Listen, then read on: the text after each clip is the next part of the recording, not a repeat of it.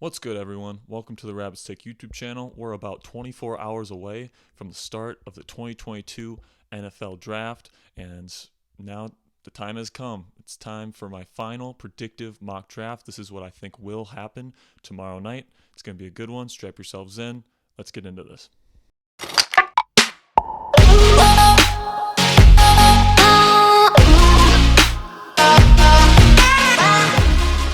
Before we get started, at the time of recording this video, Deebo Samuel has not been traded yet, but most of the reports I've seen say that he's most likely going to be dealt by the start of the draft tomorrow night. So I'm going to end up sending him to the New York Jets here, which is the odds-on favorite to land him. In exchange, I'm going to give the 49ers the 10th overall pick this year and the Jets' second round pick next year. So, I mean, with my luck, he'll probably be sent somewhere else, and this mock draft will be completely worthless. But just for the exercise here and, to make it as realistic as I possibly can at the time of recording, I'm going to send the 10th overall pick to the 49ers. So once we get to the 10th pick, it'll belong to San Francisco. Okay, now that we've got the Deebo business out of the way, we can move on to the number one overall pick here. And with the number one overall pick, I have the Jaguars taking Travon Walker, edge rusher out of Georgia. All the reports coming out of Jacksonville are saying that Trent Baalke loves Travon Walker and that he's the guy that's going to have his finger on the trigger. I would disagree with this pick. I would go with Aiden Hutchinson, but at the end of the day, Travon Walker, if he hits, he has the type of upside to completely justify this selection, in my opinion. And, along with that high-end upside, there is a certain level of floor with him, too. He's not going to be a complete bust. Worst case scenario, he's a really good run defender and someone with positional versatility. That's a pretty high floor, in my opinion. It's not exactly what you want in a number one overall pick if that ends up happening, but when you look at the upside with Travon Walker, he can become one of the top 5 edge rushers in this league, potentially the best pass rusher in this league someday with the kind of size and length and speed that he possesses. If he can develop, his hand fighting skills and just his pure pass rushing skill set, if he can develop that, he's going to be one tough motherfucker to stop. And, that's just the way it is. I think that's what Jacksonville is banking on with this pick. So I guess we'll end up seeing if this works out. All right, with Walker off the board first, that means Hutchinson's right there for the taking for Detroit. And although I think that they should take Malik Willis here, I don't think Dan Campbell is going to be able to resist taking the edge rusher out of Michigan. So that's what we'll go with here. This is going to be a great pick for Detroit. It's definitely a lot safer than taking Malik Willis. And I think that Brad Holmes and Dan Campbell, they really do like Jared Goff as their quarterback. So, this is a good pick. This isn't a bad pick for Detroit by any means. You're getting a real, kneecap biter here with Aiden Hutchinson. He's insanely smart, great motor, maybe the best leader in this entire draft class. He's got really refined pass rushing skill set. He's got a vast array of moves, finesse moves that he uses. He's going to be a very solid pro on day one. He's going to be their number one edge rusher for the next 10 to 15 years. This is the consummate Michigan man. And, he's going to be going to Detroit. He's going to be very excited to play for Detroit, for a franchise that's been in disarray for decades at this point. It's not easy to find players that truly want to be there. And Aiden Hutchinson is the type of guy that not only wants to be there, but is the type of guy that other players want to play with and play for. So at the end of the day, I think this is probably an A+ pick for Detroit, even though I think Malik Willis would be the A++ pick. So, by no means would I be upset if they take Hutchinson here. It's still a good pick. But if they're looking to really take this franchise to the next level, I think they would seriously consider taking Malik Willis here. Number 3 here is the Houston Texans, and I have them taking Evan Neal, offensive tackle out of Alabama here. Plain simply, Laramie Tunsil, I mean, his contract in 2023 balloons up to a $35 million cap hit. So you probably have him for one more season and then he's gone. And if you're Houston, you don't necessarily hope that you're in position to get a franchise left tackle next season, because if you are, you're probably looking to get a franchise quarterback. So it's massively important to capitalize on this opportunity while you're picking in the top 5 to pick that future franchise left tackle, in my opinion. And I think that they agree with me, and I think they're going to end up taking Neal because I think he's the most sure thing at left tackle in this draft. Plus, he can kick in to guard year one. So I think what they're going to end up doing is they're going to kick Titus Howard, who played guard last year and was absolutely terrible, out to right tackle, where he was at least serviceable a couple years ago. And then they'll have Tunsil at left tackle and then Evan Neal at guard. And with those 3 guys, the offensive line is okay. It's maybe not the best in the NFL, but it's at least enough to provide clean enough pockets for Davis Mills as this franchise evaluates his future with the organization moving forward. I think Houston understands that they're still a couple of years away because of how loaded the AFC is, and they still need to figure out if Davis Mills is still their guy. They know that they're not going to compete at a high level next year, I think. So I think that they're looking at this draft as getting guys for the future, guys that maybe need a little bit of time to develop, but 2-3 years down the line, they'll be ready to rock and compete in this really loaded AFC conference with all the teams with the young super weapon quarterbacks. They're gonna need to build a really great roster, and I think that this draft for Houston is gonna be all about building a roster to compete with those teams. So Evan Neal, future left tackle, but probably left guard for next season. It's a pick for future years down the line. It's not for next season necessarily, because if it was for next season, they wouldn't be taking their future left guard at number 3 overall. But it's important to realize that that Houston probably isn't in the mindset to compete for anything significant in 2022. So they're looking towards the future and getting their future left tackle here with Evan Neal. So we're at the Jets pick here at number 4. And if I'm Joe Douglas, we just got Deebo Samuel earlier in the day with that trade with San Francisco. We need a number 1 corner here. So I'm going to go with Ahmad Sauce Gardner out of Cincinnati. I would go with Derek Stingley Jr. personally, but I think, I've seen all the reports I'm seeing are showing that the Jets just love Sauce, and, he reminds Saleh of Richard Sherman. And, I see those comparisons. He's definitely plays with a lot of swag. He just, in press man, he just eliminates receivers. And, I certainly understand the pick here. I like Stingley a little bit better because I like his hip fluidity more than I like Sauce's. I think against really elite route runners, Sauce will get beat more than Stingley will. But overall, he's definitely worth a top 5 pick in my opinion. He's going to be a press man eraser. You can just eliminate one side of the field with him against number 1 receivers in the NFL, in my opinion. So overall, very solid pick here. And if I'm the Jets leaving round 1 with Sauce Gardner and Deebo Samuel, I am very, very happy. Number 5 pick here with the Giants, I have them taking Ike Ekwonu out of NC State. Mauler, like absolute nasty offensive tackle prospect here.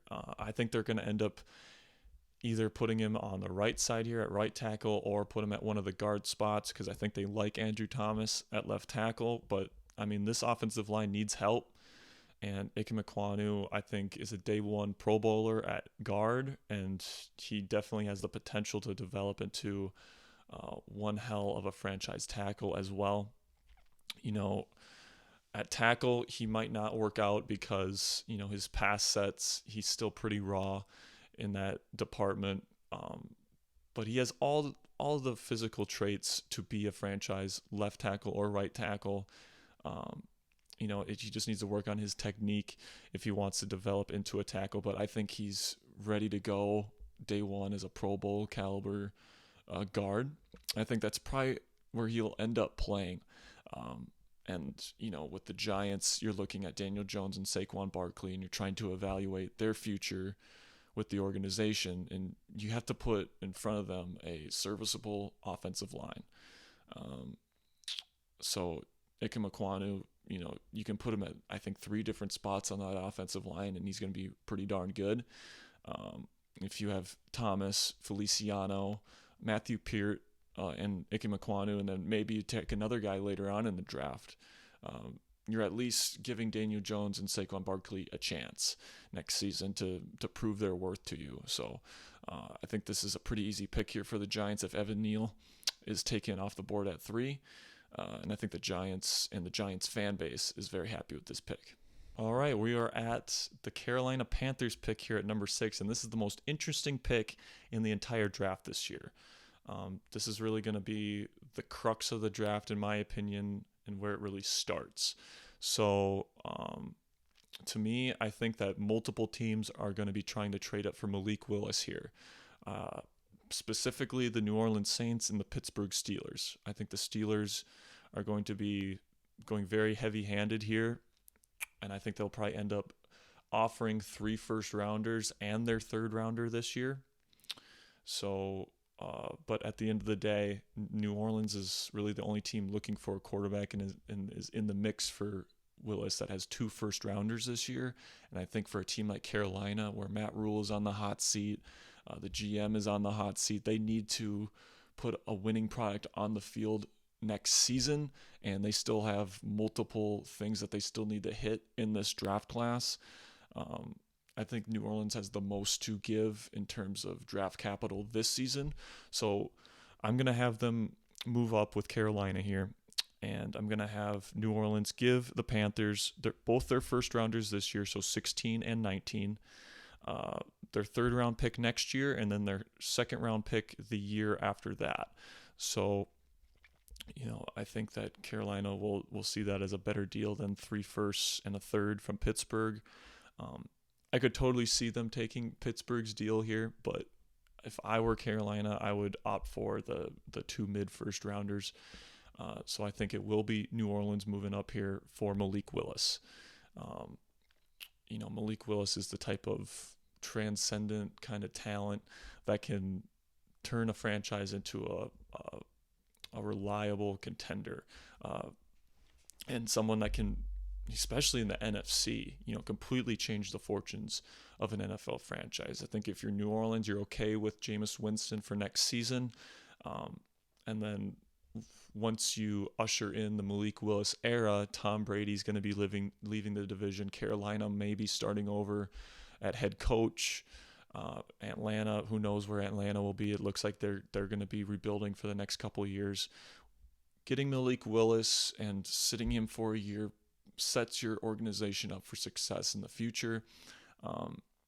And I think this is an excellent place for Malik Willis to end up. If I were the Saints, I would probably sign another veteran, someone that maybe is a better decision maker overall than Jameis Winston is, just to foster that development a little bit more. But I think this is going to end up being what happens. I think that the Saints really like Malik, and they're going to be willing to give up quite a bit to go get him. And man, this is going to be the trade and the pick of the draft, in my opinion. I think in future years we're going to be looking at New Orleans' bold move to go get a guy, a boomer bust guy like Malik Willis. And personally, I think it's going to work out. And I think Malik Willis is going to be a staple in the NFC for a very long time. He's going to be an NFL MVP candidate for multiple years. I think he hits the ground running when he eventually takes the field in 2023. Okay, so we have the Giants' 2nd first-round pick here in the top 10. We took Ikem Ekwonu at number 5. Now we need to go get our number 1 corner. And although I think the Giants prefer Sauce Gardner, I think that they're still going to look at Derek Stingley Jr. and they're going to be perfectly fine plugging him in their press man zone or their press man system here. Lots of blitzing, lots of zero. You need guys on the outside you can trust in press man coverage. And Derek Stingley's the type of guy that you can trust with that kind of assignment, in my opinion, when he's fully healthy. He played hurt the last 2 seasons in an organization that was just crumbling under his feet. So he put on some pretty bad tape over the last couple of years. But if you go back to 2019, he arguably had the best season from a cornerback in NCAA football history. As a 19-year-old, true freshman, lockdown, future NFL receiver every single week in the SEC. I mean, it was an incredible season. He still has that in the tank too. He proved that at his pro day. He ran in the 4.3s. Still has, in my opinion, the most fluid hips in this draft class. Probably the most fluid hips I've seen in the last couple of draft classes. This guy's a number 1 corner in the league, and he might be the number 1 cornerback period in the NFL in a couple of years. I think the Giants are getting a real slam dunk pick here at number 7 with Derek Stingley. He's my number 1 corner in the draft. And if you're a Giants fan, you're walking away from round 1 with a potential gold jacket players here in Ike Mekwonu and Derek Stingley. There's definitely nothing to complain about here. Okay, we are here at number 8 with Atlanta. And I mean, I think Atlanta knows they're a couple years away. So I think that they're going to, so like the Texans, I think they're going to be making picks based on the future, based on building a team to compete in a couple of years. So I think that they go for the big swing here and go for Kayvon Thibodeau, edge rusher out of Oregon. Kayvon Thibodeau, he reminds me a lot of Khalil Mack in terms of, and he also reminds me a lot of Micah Parsons in terms of build, in terms of athleticism, in terms of upside. He needs to get a lot better defending the run in terms of staying disciplined in his gaps. There was too many examples of him, leaving his gaps to try to make a big play, and then he doesn't, and then that gap is wide open, and it leads to a big play that's his fault. So he needs to be coached well. It's going to take a little bit of time for him to fully develop, but he's more refined than Micah Parsons was last year, and we all saw what Micah Parsons could do in Dan Quinn's defense last year. Dean Pease is someone that is very creative in how he deploys his defensive pieces. I think this is a match made in heaven. I wouldn't be surprised if Kayvon has a killer first season in the NFL, but Atlanta has time to bank on him really developing by year 2 or year 3, and really developing into the pass rusher that he's capable of. There's a lot of guys in this draft class that could be the number 1 guy in this draft class, but they're just so boomer busty that you don't really want to take him as high as number 1 or number 2. This guy's one of those guys. I'd say Derek Stingley's one of those guys as well. But Kayvon Thibodeau, man, the sky's the limit with this kid, and there's just too much evidence out there of guys like this working out in the league for me to not take him in the top 10 here. So I think Atlanta's a great fit for Thibodeau. Okay, Seattle's pick here at number 9, easiest pick of the entire mock draft here. Charles Cross, offensive tackle out of Mississippi State. Seattle needs a left tackle so badly, so badly. They have a long list of needs. They're another team that knows that they're probably a couple years away. But you're hoping that you don't have another chance to take a franchise left tackle like Charles Cross. So take care of a big need here. Not going to spend too much time on this pick. If I'm Seattle, this is absolutely the guy I'm targeting. Okay, we're at the tail end here of the top 10, and now we're at San Francisco's pick from the Deebo Samuel trade. And I think San Francisco's going to look at this wide receiver class, and there's multiple guys that they would take here. So I think that they're taking calls to trade back, and I think Kansas City is the team that's going to be aggressively trying to move up in the draft this year. So I'm going to have them trade with Kansas City, and I'm going to have San Francisco get both of Kansas City's first rounders this year, along with their second rounder next year in exchange for the 10th overall pick. And with this pick, I'm going to have Kansas City take Jermaine Johnson, edge rusher out of Florida State. NFL people absolutely love Jermaine Johnson. He can play 4-3 defensive end. He can play 3-4 outside linebacker. There's a lot of things you can do with Jermaine Johnson. Technique is great. Measurables are really good. He's a number 1 edge rusher in the NFL, probably on day one. So I look at a team like Kansas City that desperately needs a number 1 edge rusher after a year where they didn't really affect the quarterback as much as they would want to. And I think that they're going to look at Jermaine Johnson and say, that's our guy. We can get a good wide receiver in the second round. There's plenty of good wide receivers in this draft. We're going to go get our number 1 edge rusher here in the top 10. We're going to trade up. We're going to be aggressive and take a guy that's going to affect the opposing quarterbacks we're going to have to defeat in the NFL playoffs next year. You're going to have to go up against Lamar Jackson and Josh Allen and Justin Herbert and Joe Burrow, all these guys. You're going to have to affect the pocket. And right now they just, Chris Jones is great. Frank Clark's all right. But you still need just that one more piece to really take your edge rush to the next level. I think Jermaine Johnson does that. If this would definitely be a bold move for Kansas City, so I'm not sure if this deal is actually going to happen, but it fits the profile, I think, of what Kansas City is going to be looking for. So I'm comfortable making this pick. Washington at number 11 here. Pretty easy selection for me. Drake London. Carson Wentz loves big hands receivers. Drake London is the perfect Carson Wentz receiver, man. I think that Washington has identified that. I think Carson Wentz has let them know that he wants kind of a bigger kind of guy. Because Terry McLaurin, he does it all. He's your do-it-all kind of guy. De'Ami Brown is your deep threat. And now you add Drake London to the mix. He's going to be Carson Wentz's safety blanket here. And, he's going to be one hell of a safety blanket. He's got great hands. He's a better route runner than people give him credit for. He's not going to be like a burner. Okay, that's not his game. He's not going to be someone that takes, an NFL level number 1 cornerback and, just completely burn them down the field. That's not his skill set. That's not his thing.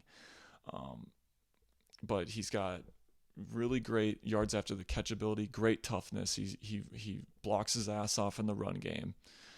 He's not my number 1 guy in this class, but I think he's a perfect fit for what Washington is looking for their new quarterback. So pretty easy pick here for the Commanders. All right, my Minnesota Vikings here at number 12. I'm not changing anything up from my personal mock draft here. I have them taking Trent McDuffie, cornerback out of Washington. I think he's ready to play on the outside right away in that Vic Fangio cover 4 base offense here. And then in nickel packages, I think he can kick inside and play nickelbacker really, really well. Dantzler's fine. Peterson's fine, but he's getting older. So you bring in a really, really great cornerback here in Trent McDuffie to be your number 1 corner for the next 10 years. As a Vikings fan, this is who I'm targeting. This is who I hope they take, and I really hope he doesn't get taken before the Vikings pick here at number 12. Okay, we have the Houston Texans' second first-round pick here at number 13, and I have them taking Kyle Hamilton, safety out of Notre Dame. Now, I'm not as high on Hamilton as some other people are. I don't think he's as fast as some people are trying to advertise him as, but I think he's going to be a solid player. I think Houston's going to, like I said, Houston is making picks based on the future. And Houston needs players, high character guys, leaders, and guys that want to be there. I think Kyle Hamilton is the type of personality that you want in an organization that's still rebuilding, that might not have a ton of success next season in terms of wins and losses. Kyle Hamilton is the type of mentally strong, just really high character leader that you want on your defense. You get your future left tackle there at number 3, and then you get one of the staples in your defense here at 13. I think he fits well with the cover 2 Lovie Smith defense here. Maybe I would definitely, if it were me, I would go in a different direction here, but I think Houston's going to look at Kyle Hamilton and really like what he brings to the table from an intangible standpoint. And then also what he can do on the field, too, is he brings a certain set of skills that not a lot of guys have. So in real life, I think this is what's going to end up happening. Okay, we got Baltimore at 14 here, and I have them taking Garrett Wilson, Ohio State wide receiver here. If I said this in my personal mock draft video, but if anyone's going to be the Justin Jefferson, Jamar Chase type guy that just explodes in year one, in my opinion, that person's Garrett Wilson. The one concern I do have with Wilson is that he had a couple concentration drops in college, but those are, concentration drops are the easiest thing for someone moving into the NFL to fix. It's just a focus thing, but he's got really good catch radius, for his size. He's got great speed, very, very explosive out of his cuts. He might be the most explosive route runner in this draft class. When you look at Baltimore and you've got that big receiver, hands guy in Rashad Bateman, you've got that downfield threat with Marquise Brown. Garrett Wilson can come in right away and be that Terry McLaurin, Justin Jefferson, do-it-all kind of guy. Runs all routes, he can run deep.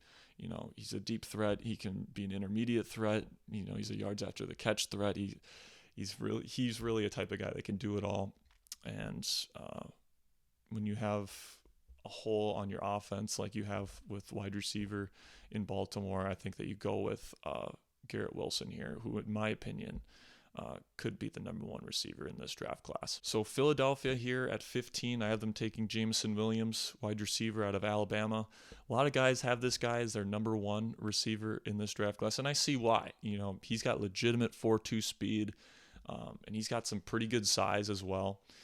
Functional strength maybe not as high as you'd want, and then he is coming off that ACL injury, so you worry about does he have the same explosion out of his cuts, the same level of, dynamic, route running? Is it going to be on the same level as it was last season? So, there are those concerns, but I think with the upside here, you got your insane route runner with Devontae Smith. You got your deep threat in Jameson Williams. It could be a tandem that's one of the best in the NFL right away if Jameson Williams works out.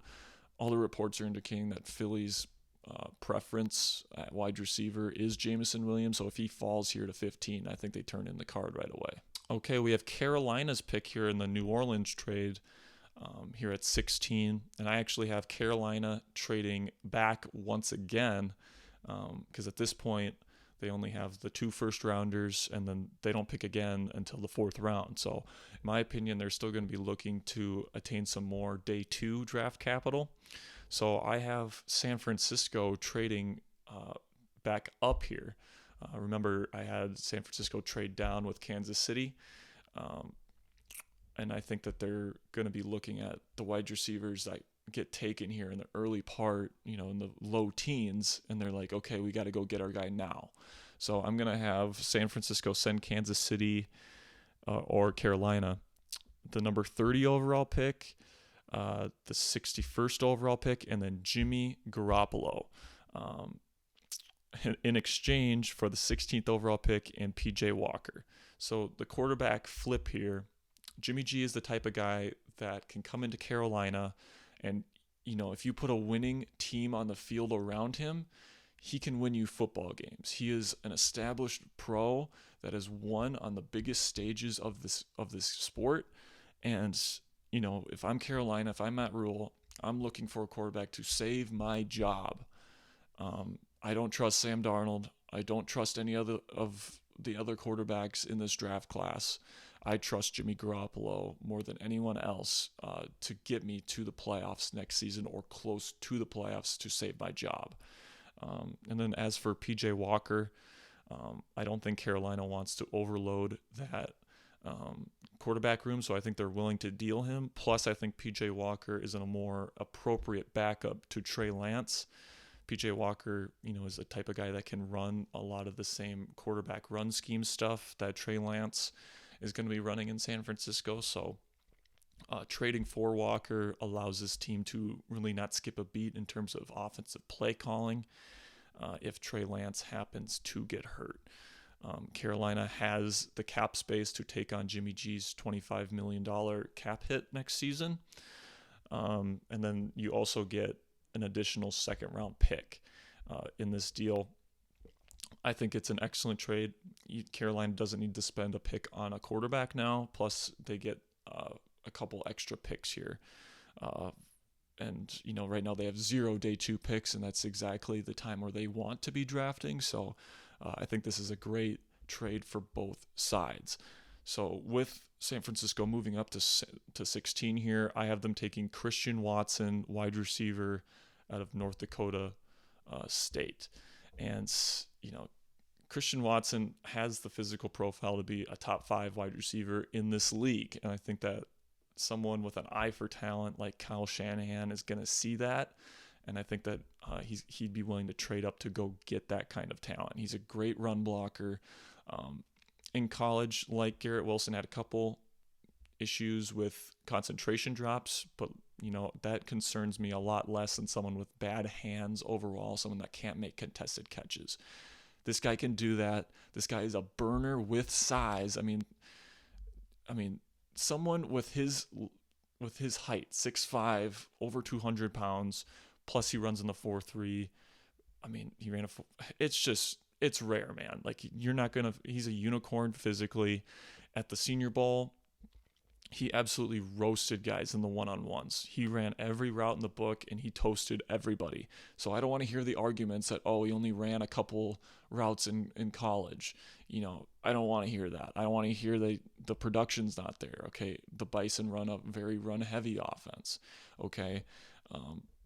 This guy, to me, in a Kyle Shanahan-style offense, the stuff that he can do, the jet sweeps, the double moves, taking the top off of the defense and allowing George Kittle to get open. Like, the things that this guy can bring to that offense, I think is an appropriate replacement for Deebo Samuel. Deebo Samuel is Deebo Samuel. He's a unicorn. He's a very unique talent that provides a specific set of value to a team. But Christian Watson, you replace your former ex-receiver with Christian Watson with the mind of Kyle Shanahan. I think you have something here that can really be special very, very quickly. So overall, I think this is a good trade for both Carolina and the 49ers. And I think this is a player that the 49ers are going to be more than comfortable trading up for. Okay, we have the Chargers at number 17 here. I won't spend too much time on this one. Jordan Davis, the Chargers need a run stuffer. Jordan Davis is a freak of nature and the best run stuffer in this draft class. In my opinion, if he's here, it's a no-brainer. Chargers take Jordan Davis. Okay, we're back around to Philly's second pick here in the teens with number 18. And I'm going to have them take George Karlaftis, edge out of Purdue. Philly likes those bigger kind of edge rusher guys, thicker guys, good run stuffers. George Karlaftis fits the bill perfectly. He's exactly the type of guy they're looking for. They still have some pretty nice pieces there on the defensive line, but I think they're going to be looking for someone to be the future at that position because they have some guys that are aging a bit. And in my opinion, I think that George Karlaftis is going to be the guy that they see as the future at that position. So pretty solid pick here. I won't spend too much time on this one either. George Karlaftis to the Eagles at 18. Okay, so we are back with Carolina here. So this is actually their first official pick of this draft. I had them trade back twice, but they have Jimmy Garoppolo on the roster now. They have their QB. They have 3 picks here coming up here in the next couple rounds. I think they need to address offensive line in pretty much all of them. So they need a new left tackle, they need a new left guard, and they need a center next season. Need to address every one of those positions, in my opinion. So I think they're going to opt for somebody with a bit more versatility and gives them more freedom in those future picks. So I think the pick here is going to be Zach Tom, offensive tackle out of Wake Forest. And, my comp for Zach Tom is Charles Cross light. Like, it's a light version of Charles Cross. Only Zach Tom can play guard and center, whereas Cross cannot. Um, Tom plays with great balance and hand technique. He's a great athlete. Carolina's running a zone heavy offense right now, so he fits perfectly. He's a little bit undersized. That's why he's lower on some people's list, but I think NFL people are going to look at his versatility, especially for the teams that run zone heavy schemes like the Panthers, and they're going to fall in love with this guy. And if you take Tom here, it gives you freedom to take the best offensive lineman available later on in the draft.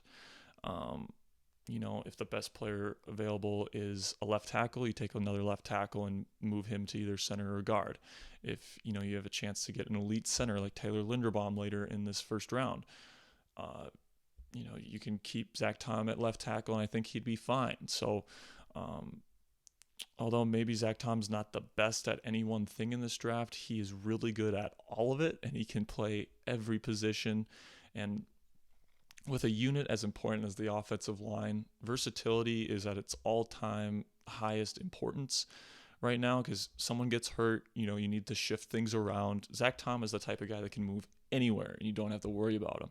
So it's a very valuable piece to have on your offensive line. And for a team like Carolina that needs to win now, Zach Tom is the type of guy that you want to add to your roster. Okay, we got Pittsburgh at 20 here. This might be the most controversial pick I make here in this mock draft. I have them taking my number 2 quarterback, Carson Strong. And, I thought about Ritter, thought about them taking, Bernard Raymond or Trevor Penning here. But the only pick I really felt good with was Carson Strong. And right now, Strong is being projected as a day 2 pick, kind of a sleeper. But when I look at Pittsburgh and I look at the teams they have to play in their division, whoever they're going to have as their next franchise quarterback is going to have to play in windy and wet and snowy conditions. It's just a fact. Being where Pittsburgh wants to be, which is in the playoffs at home, you need a quarterback that can cut through wind, that can cut through the elements. And when day 2 of the Senior Bowl practice period, it was rainy, it was windy, it was colder than what you're used to in Alabama weather. And Carson Strong and Malik Willis were the only 2 quarterbacks that had a good day that day. Kenny Pickett, Sam Howell, Desmond Ritter, all those guys struggled in the cold, in the rain, and in the wind that day. And Carson Strong and Malik Willis shined through. And I know that everybody in the Pittsburgh organization there was present for that practice. And I just don't know how you look at Kenny Pickett, barely completing, any passes beyond 10 yards in that practice and saying, this is the guy that's going to win us playoff games when it's -10 outside and it's windy and it's raining and we're playing against, Josh Allen. I just don't see Pittsburgh making that move for Kenny Pickett or even Desmond Ritter or Sam Howell here. I think the guys that they would consider here are Carson Strong and Matt Corral, and Matt Corral still has a ways to go for me. This could very well be Matt Corral. I think Corral has a better chance than Kenny Pickett does, and Desmond Ritter is a possibility here, but I think it would be a mistake for Pittsburgh to get Ritter up here at 20. So the only guy that I really felt comfortable taking here if I was the Steelers was Carson Strong. I looked for a trade down partner to get him later on, but I couldn't find one. And if I was Pittsburgh, I wouldn't risk losing him in the second round. So this could be the shock of the draft. People are going to be talking about, oh, this is going to be Kenny Pickett. Is this going to be Desmond Ritter? Then Roger Goodell walks up there and says it's Carson Strong.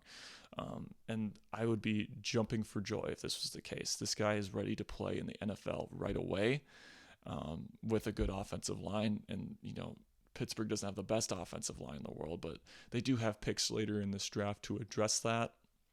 They have good receivers. They have a good defense. They have a great head coach.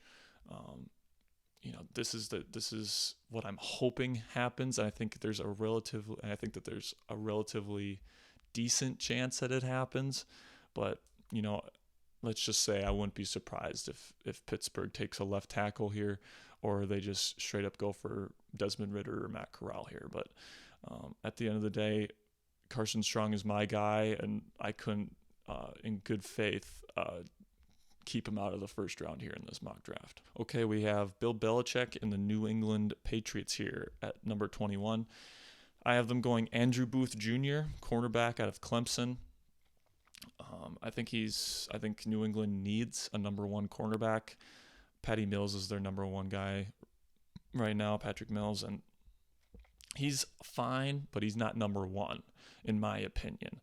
Andrew Booth can come in right away and play opposite of Mills and be really, really good, in my opinion. I think he's perfect for the cover four quarters heavy system that New England likes to run. I think he has the physical capability to play press man. So, to me, this is a Bill Belichick kind of pick. I considered Leo Chanel, linebacker out of Wisconsin here, because he's like the perfect Bill Belichick linebacker, but I think the need at corner is just too big here for New England, so I had them go with the cornerback out of Clemson. Okay, we have the Packers at number 22, and I have them taking defensive tackle Devontae Wyatt here. Green Bay, they haven't been great defending the run the last couple years, and they need a 3-4 defensive end. Devontae Wyatt fits the bill perfectly right next to Kenny Clark. And Rashawn Gary and then Preston Smith are two really good edge rushers. I like Devontae Wyatt's fit here, and I think Green Bay is considering wide receiver here, but I think that there's a couple guys that they like still on the board, and they think that at least one of them will fall to them at 28. So I think Green Bay is going to opt for Devontae Wyatt because defensive tackle, you're just not going to find another defensive tackle like Devontae Wyatt in this draft class, in my opinion. So I think they pulled the trigger for the Georgia defensive tackle. Okay, we have the Cardinals here at number 23. They need corner help badly here, so I'm going to make it quick here and give them Kyler Gordon, cornerback out of Washington. He can really do it all just fine. He's got really good ball skills. He's got good hip fluidity, good coverage ability in both man and zone. To me, he's just a very solid player, and right now Arizona desperately needs solid players at the cornerback position. So make this pretty quick here. Kyler Gordon here at number 23. So Dallas has the 24th overall pick, and they need defensive tackle help big time. There's not a lot of guys that can contribute right away, so I think that this has to be defensive tackle. And with Devontae Wyatt off the board, I think they go for Travis Jones, defensive tackle out of UConn. He's more traditionally a nose tackle. I think teams looking for a nose tackle are really going to be targeting this guy, but he's still explosive enough and athletic enough to play 4-3 defensive tackle, in my opinion. And Dallas just needs a run stuffer there in the middle of their defensive line, in my opinion. So Travis Jones, very solid player. I think him, Jordan Davis, and Devontae Wyatt are the three guys that are really the cream of the crop in this year's defensive tackle class. And then after them, it's like a bunch of projects, and you're not really going to find a whole lot of guys that are going to be ready to contribute right away after these three guys. So I think all three of them do get taken in the first round. I think if you're Dallas, you are desperately trying to get Travis Jones here at 24. Here we have Buffalo at number 28, and personally, I am not a fan of picking running backs in the first round, but with a team as well constructed as Buffalo's is, I think that they feel like they can go for their number one running back on their board, because last year their crux was they could not run the football, in inclement conditions. They completely relied on Josh Allen. So they just need somebody that can take away, take a little bit of the load off of Josh Allen's shoulders. And Kenneth Walker's the guy for me here. He's my number one guy. He does everything well. He's an explosive athlete, great long speed. He's yoked up. You can run him in power. You can run him in outside zone. He's shifty enough to do inside zone. He's got it all in my opinion. Great contact balance. He's good as a receiver. He's pretty darn good as a pass blocker as well. This guy is the complete package. And although I don't like taking running backs in the first round personally, if I was a GM, I would probably never take a running back in the first round, no matter how good my roster was. But I think Buffalo is going to look at Kenneth Walker and see the kind of value he can bring to their team. And at the end of the day, if any team is going to take a running back in the first round, it's going to be this team. So overall, not a terrible pick here. Okay, we have Tennessee at number 27 here. No, 26, my bad. Anyway, I really considered taking Desmond Ridder here because I think they're going to be looking at either Desmond Ridder or Sam Howell. I really thought about it, but they don't have another pick until the third round, and they really need to address one of their guard positions this year. And the best guard in the entire draft is still sitting there with Zion Johnson, so I had to take him here. Zion Johnson's the pick out of Boston College. Can play center or guard. Super smart. Can play in a power run scheme. Is super athletic, so he can play in a zone scheme. Tennessee runs a vast array of stuff. They run outside zone, they run power, they run a bunch of stuff. Zion Johnson can do all of that stuff really well. So I think they're going to, this is a team that Ryan Tannehill probably isn't the long-term answer necessarily. And if someone is there in the third round that they like, I think they take one. Like if Matt Corral or Sam Howell drops to the third round, I think that they would gladly take him, or Carson Strong even. But in this first round, this team runs through King Henry, plain and simple, and you need to open up running lanes for him. And right now they need a guard, and the best ones out there. So to me, this is where Tennessee needs to go. But by no means would I be surprised if they go quarterback here. Okay, we have the Bucks here at number 27. We'll make this pretty quick. Tampa Bay has a couple guys in their secondary that are going to be up for free agency here soon, and I don't think they're going to want to sign them. I think they're going to want to save their cap space for other players. So Kaiir Elam is the pick here, cornerback out of Florida. Really good press man cornerback, and he's going to be able to step in right away, and he's probably going to be like their dime or their nickel cornerback. He's not going to play a huge role in year one, but he has the type of talent to come in 2023, and Tampa Bay can just let a couple guys go. Sean Murphy-Bunting's coming up, Jamal Dean's coming up. Those guys probably don't command enough talent to warrant a second contract with the team, especially with all the talent that Tampa Bay has on the roster. So you get Kaiir Elam, you don't have to worry about that corner position for at least a couple of years. So I think that's where the value lies with Kaiir Elam here at number 27. All right, so we got Green Bay's second first rounder here at number 28. They got Devontae Wyatt at number 22, and I have them taking George Pickens here, Georgia receiver.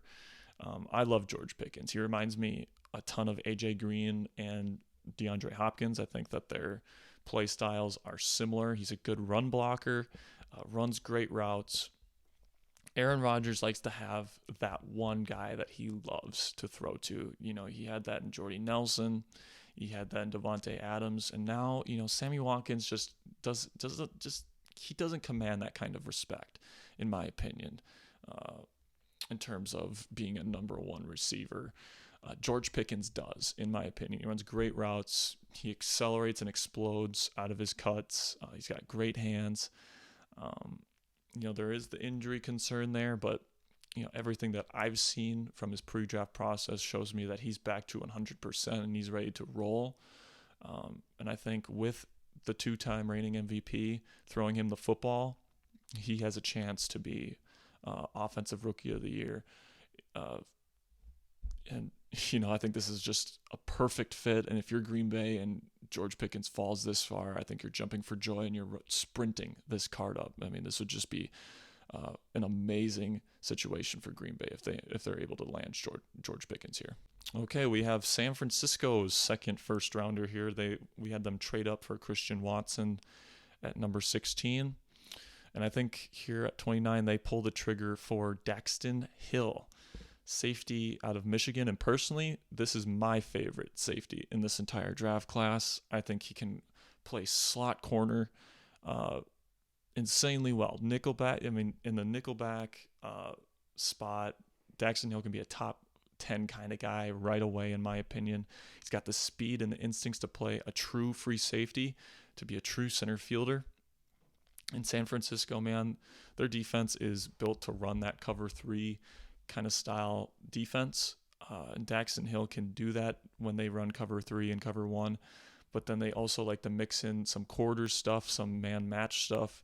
And, Daxton Hill allows you to do all that stuff as you're starting free safety. So I think this is one of the guys that they're definitely going to be trying to target here at 29. And if I'm San Francisco, I'm running this card up. No question about it. So we got Carolina here at number 30, second first round pick. We got Jimmy Garoppolo. We drafted Zach Tom at number 19, and the best center in this entire draft class for a heavy zone offense is still here. This is the pick for Tyler Linderbaum. I got some flack for putting Linderbaum lower down my list in favor of Zion Johnson earlier in the draft cycle.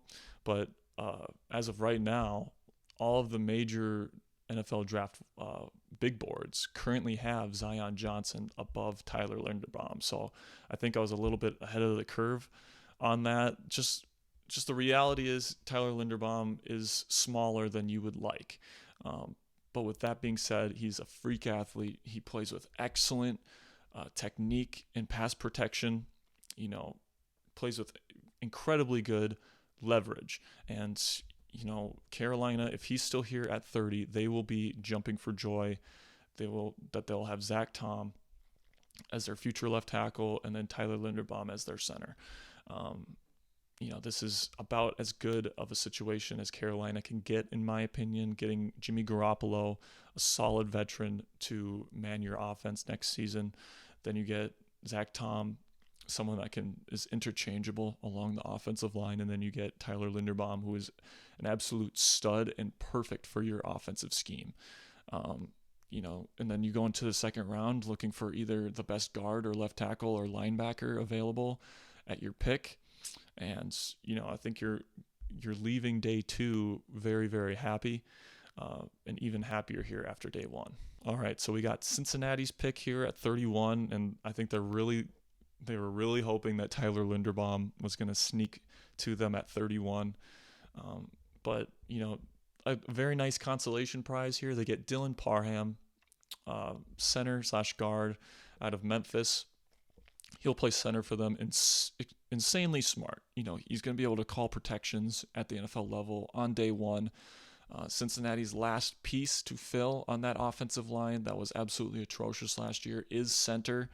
And Dylan Parham, in my opinion, can step in. And although he's not Tyler Linderbaum, he's going to be a very, very solid starter that's not going to compromise the middle of your offensive line.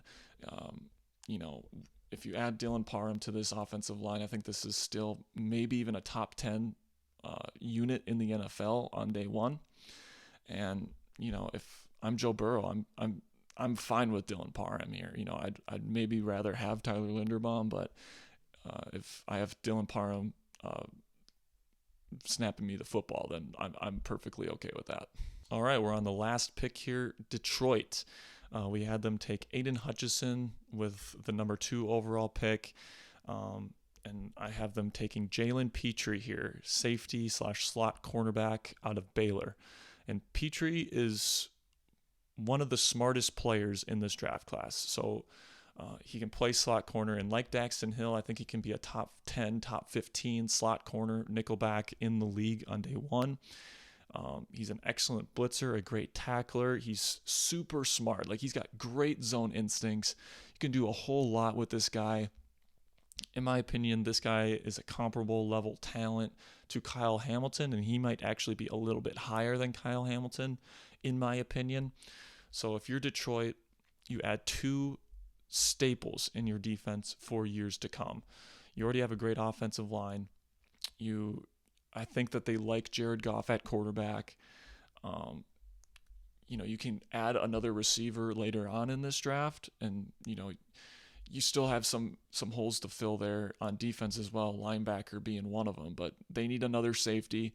Jalen Petrie can come in right away and be a very, very solid pro. And if you have Hutchinson and Petrie on your team, you're getting two extremely smart players on your defense, which is what you want if you're trying to build something there in Detroit that's actually good, because they haven't had something that's been good there in a very, very long time. So at the end of the day, if I'm Detroit, two defensive players, maybe not the sexiest draft in the world, but in my opinion, this would be extremely solid. All right, that's going to do it for this one. If you haven't already, check out the other mock draft I have on this channel. That was my personal mock draft based on what I would do if I were the GM of all these teams.